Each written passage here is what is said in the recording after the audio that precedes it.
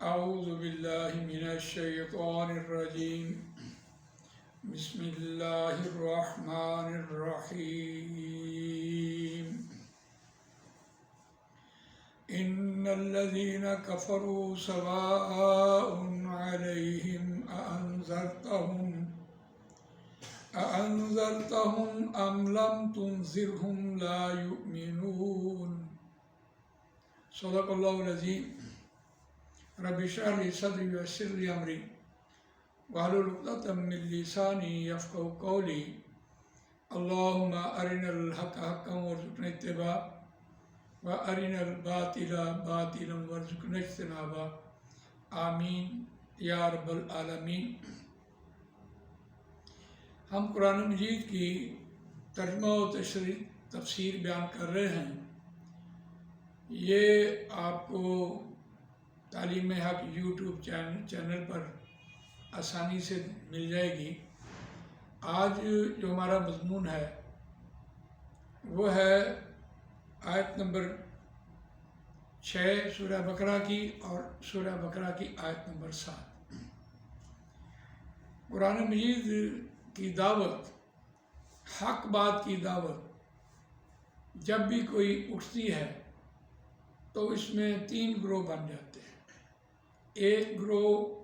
منطقی طور پر اس کو قبول کرنے والا ہوتا ہے اور ایک گروہ اس کا انکار کرنے والا ہوتا ہے،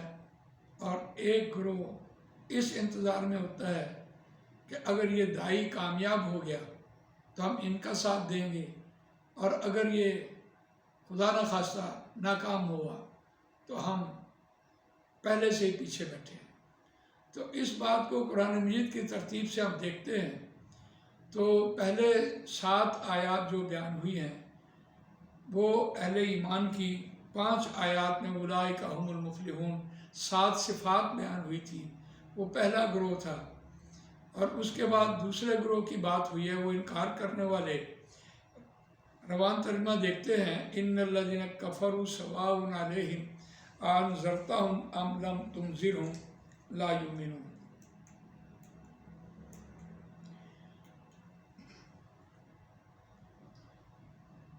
ان الذین کفروا سواء علیہم أأنذرتهم أم لم تنذرهم لا یؤمنون۔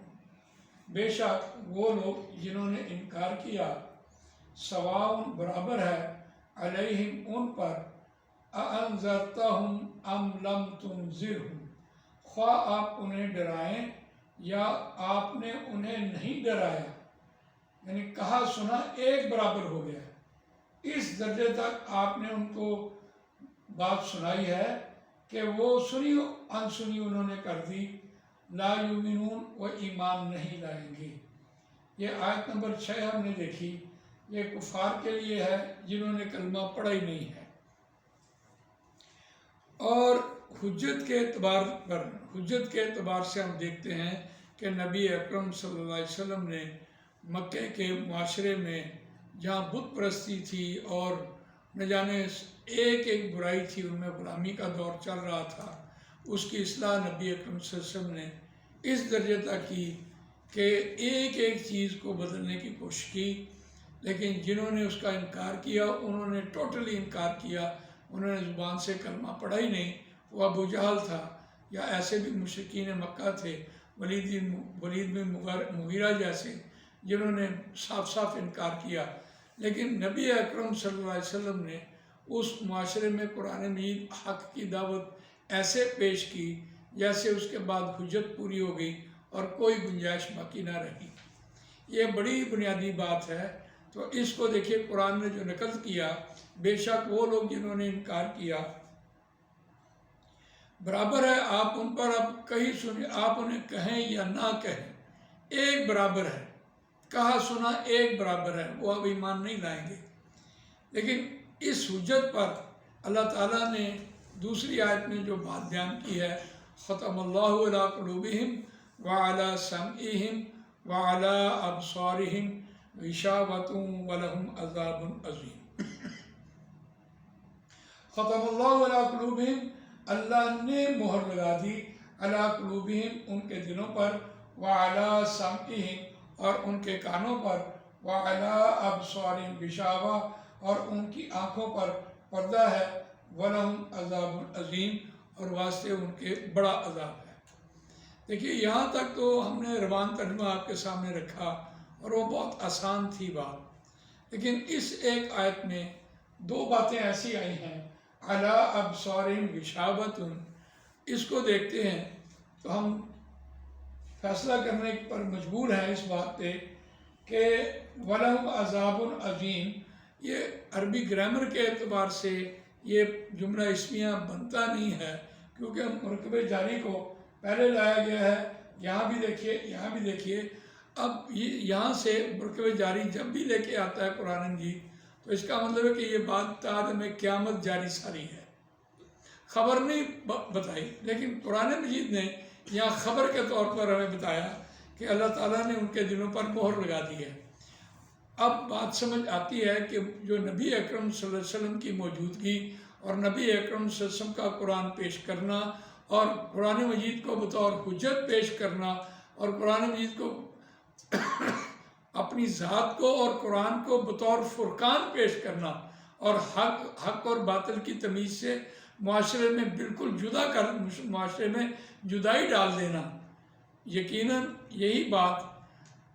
یا ایھا المدثر قم فانذر وربک فکبر وثیابک وطہر، ان آیات میں دیکھیے چوتھی وحی تھی جو اتری ہے کہ نبی اکرم صلی اللہ علیہ وسلم ایسی شخصیت کے مالک ہیں کہ جس کے دل میں رتی بار بھی ایمان ہے وہ اپنے ایمان کی بدولت نبی اکرم صلی اللہ علیہ وسلم کے قریب ہوتا چلا گیا، اور جس کے دل میں ایمان نہیں ہے وہ ایک دم سے علیحدہ ہو گیا، جدا ہو گیا۔ اب یہ معاشرے میں تفریق ہو گئی، اس اعتبار سے جب اتنی بڑی تفریق ہو تو پھر قرآن مجید نے کہا ختم اللہ علی قلوبہم، ان کے دلوں پر اللہ نے مہر لگا دی۔ لیکن کیا یہ مہر کی بات جو ہو رہی ہے، آج ہم کسی شخص کو دیکھ کر جو ایمان نہ لائے یا ایسا شخص ہو جو عبادات بھی پوری نہ کرے تو ہم کیا عبادات کی بات ایمان نہ لائے اس کے بارے میں یہ ہم کہہ سکتے ہیں کہ تیرے دل کے اوپر اللہ نے مہر لگا دی ہے؟ بلا شبہ بھارت والے، انڈیا والے کیوں نہ ہوں، یقیناً ہم اس وقت تک یہ بات نہیں ان کو کہہ سکتے، ان پر صادر نہیں ہو سکتی جب تک کہ آج کی دنیا میں قرآن مجید کی دعوت کو حق اور باطل کے طور پر بطور تمیز نہ پیش کیا جائے، بالکل معاشرہ جدا جدا نہ ہو جائے، اس وقت تک کسی کو آج کی دنیا میں ہم یہ نہیں کہہ سکتے کہ تمہارے دل پر مہر لگا دی۔ یہ ایک فلسفے کی بات ہے جو قرآن مجید نے یہاں مرکب جاری کو پہلے پیش کر کے علی ابصارہم غشاوۃ ولہم عذاب عظیم، اور واسطے ان کے بڑا عذاب ہے۔ یہ بڑا عذاب جو ہے کافروں کے لیے قرآن مجید نے یہاں بیان کیا۔ ہم ریفرنس ٹو قرآن دیکھتے ہیں کہ 14واں رکوع ہے اور وہاں بھی یہ بات کہی جا رہی تھی وَمَنْ أَظْلَمُ مِمَّنْ مَنَعَ مَسَاجِدَ اللَّهِ أَنْ يُذْكَرَ فِيهِ اسْمُهُ وَسَعَىٰ فِي خَرَابِهَا أُولَٰئِكَ مَا كَانَ لَهُمْ أَنْ يَدْخُلُوهَا إِلَّا خَائِفِينَ لَهُمْ فِي الدُّنْيَا خِزْيٌ وَلَهُمْ فِي الْآخِرَةِ عَذَابٌ عَظِيمٌ۔ اب ان آیات کو ہم دیکھتے ہیں تو ہم کانپ اٹھتے ہیں کہ آج کی دنیا میں ہماری ایک روش ہے، اس سے بڑا ظالم کون جو کوئی منع کرے اللہ کی مسجدوں سے کہ وہاں اللہ کا نام نہ لیا جائے۔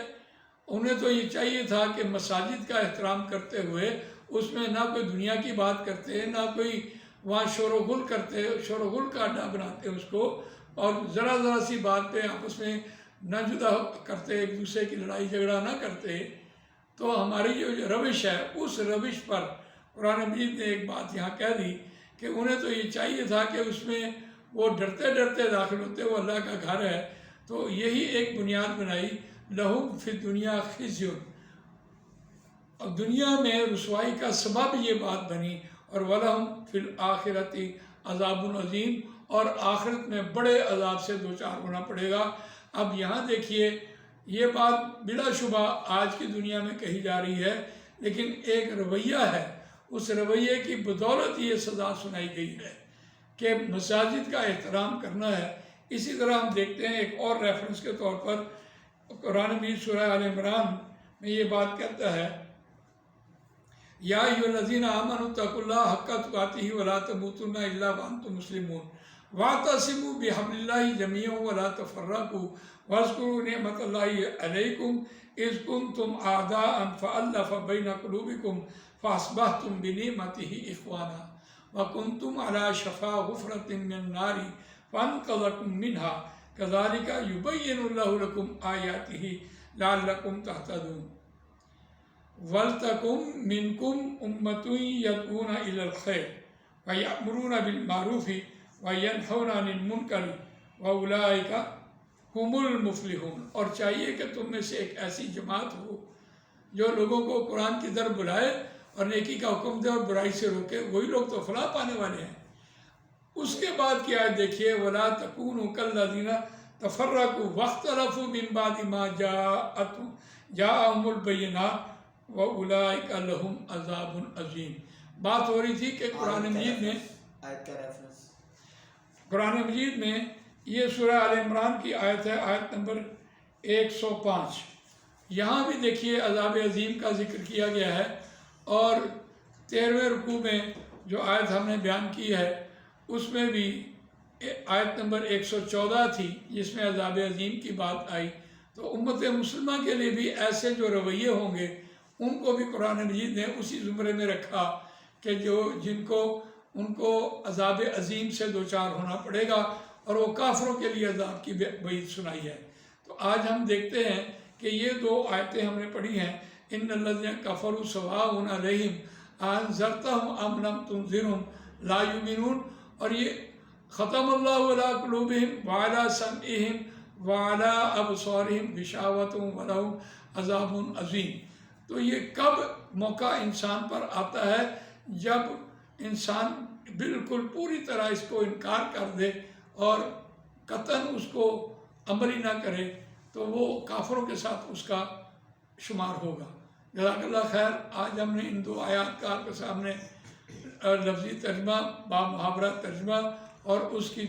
रेफरेंस टू कुरान थोड़ी सी तफसीर बयान की है। अल्लाह ताला मुझे आपको कुरान मजीद पढ़ने, समझने, इस पर अमल करने, इसको दूसरों तक पहुँचाने की तौफीक अता फरमाए। सुब्हानक अल्लाहुम्मा व बिहम्दिका नशहदु अल्ला इलाहा इल्ला अंता नस्तगफिरुका व नतूबु इलैक।